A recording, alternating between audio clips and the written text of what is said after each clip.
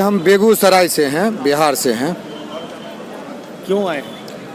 ये जो काला कानून है किसानों को जो थोपा जा रहा है, अभी आप पूछ रहे थे कि क्या क्या चीज़ का खेती होता है।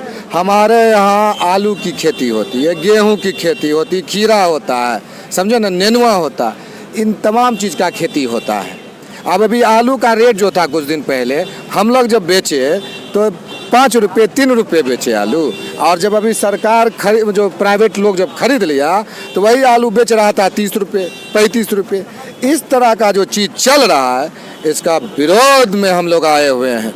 ये चाहता है सरकार कि सारा ज़मीन को अपने अंदर में ले ले, सारा जो खाद्य पदार्थ है अपने अधीन कर ले, और वही दौर लाएं जो ज़मींदारी के समय में था कि हम आपको खाली खाना देंगे और उसी में सारा काम आपसे करवाएंगे।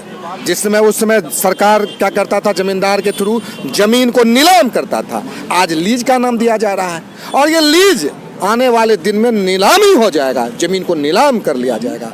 इसीलिए हम कह रहे हैं कि इसका विरोध जो सच्चा हिंदुस्तानी है वही कर रहा है। और इस आंदोलन का विरोध कौन लोग कर रहे हैं?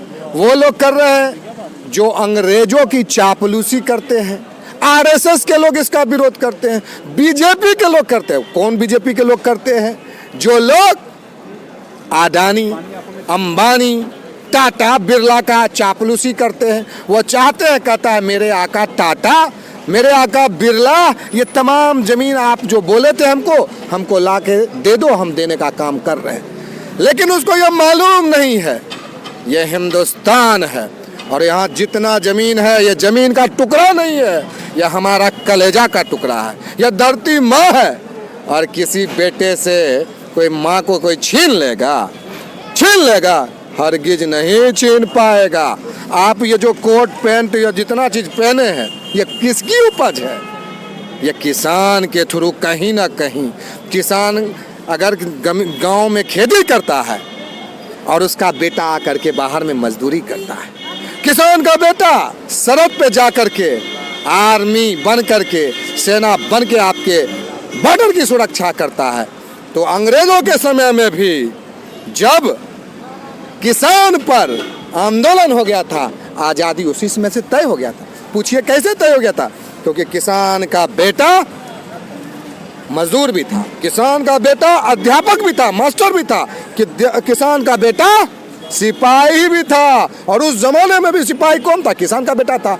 तो आज भी किसान का बेटा ही सबसे ज़्यादा फौज में है, किसान का बेटा ही सबसे ज़्यादा आज पुलिस में है, किसान का बेटा ही सबसे ज़्यादा मास्टर है, किसान का बेटा ही सबसे ज़्यादा मजदूर है, किसान का बेटा ही विद्यार्थी है, नौजवान है।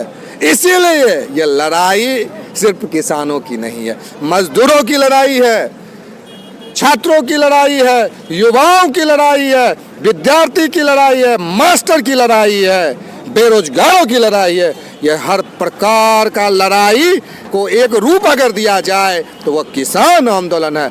आप खड़े हैं, सवाल पूछ रहे हैं। कैसे सवाल पूछ रहे हैं? अगर आपके शरीर में, पेट में अगर अन्न नहीं रहेगा तो क्या आप सवाल पूछ सकते? इतना देर खड़ा आप रह सकते हैं? नहीं रह सकते हैं। इसीलिए मैं आपको कह रहा हूँ कि आप तमाम लोगों को इस जो प्रोपेगेंडा जो क्रिएट किया जा रहा है, चमचे हरामखोर मीडिया के द्वारा, उसको आपको एक्सपोज करना चाहिए, और आप ये काम कर रहे हैं। इसके लिए आपको हम शुक्रिया अदा करते हैं, आपका हम धन्यवाद देते हैं कि सच्चाई को आप दर्शाते हैं। हमको आप पूछें तो वही आपको हम बताएं। ये लड़ाई आपकी भी है, जो ओरिजिनल पत्रकार है उनकी भी यह लड़ाई है। ये लड़ाई किसकी है? खाली मेरी है? खाली आपकी भी है, इनकी भी है लड़ाई।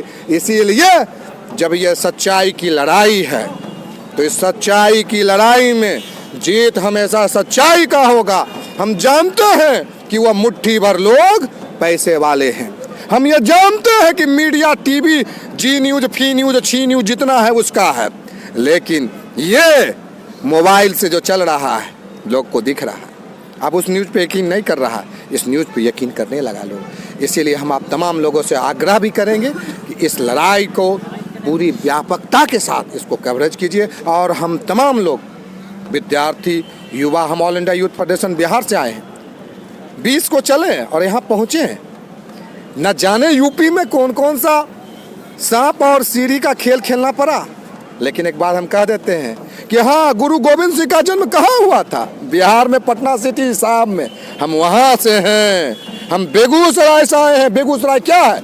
राष्ट्रीय कवि दिनकर, सिंहासन खाली करो कि जनता आती है, कि सिंहासन खाली करो। 26 तारीख को किसान आता है, मजदूर आता है, युवा आता है। इन तमाम चीजों को लेकर के ऑल इंडिया यूथ फेडरेशन और ये सब तमाम लोग कमर बंद करके बिहार से, पूरे हिंदुस्तान से इस महान क्रांति को समर्थन देने के लिए पहुंचा हुआ है। आपके लड़ाई में हम डटे रहेंगे, तब तक डटे रहेंगे जब तक कि हम जीतेंगे नहीं, और यही कहेंगे, जय जवान।